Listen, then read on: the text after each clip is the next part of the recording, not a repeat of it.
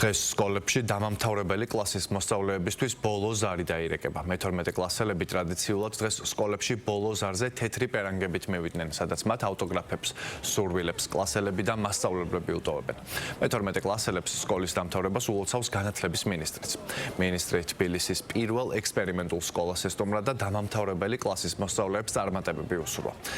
დღეს საქართველოს სკოლებში სწავლას 42,738 მე-12 კლასელი ასრულებს.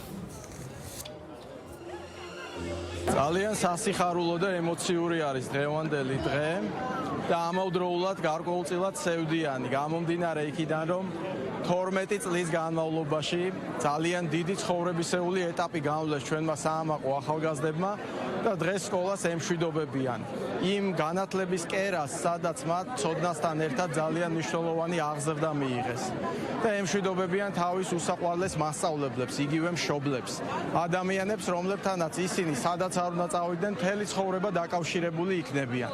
საამაყო ეს დღე თითოეული მშობლისთვის, რამე თუ მათმა შვილებმა ცხოვრების ერთი მნიშვნელოვანი ეტაპი ღირსეულად დაძლიეს და მე თვითოულ მათგანს უსურვებ ცხოვრებისეულ წარმატებას. ყველა მე-12 კლასელისთვის, ასევე ვინც სკოლაში შედის, ეს დღე ძალიან მნიშვნელოვანი არის.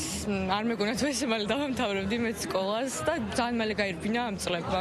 ეხლა სამჯერა რომ სკოლას ვამთავრებ. ყველაზე კარგ წლებს ამთავრებს ამ დროს ადამიანი. ბევრ მოგონებებს აგროვებს ეს 12 წლის განმავლობაში თავის კლასელებთან ერთად და მე ვთვლი რომ ცხოვრების ეტაპზე ეს ყველამ უნდა გაიაროს და კარგ მოგონებად უნდა დარჩეს.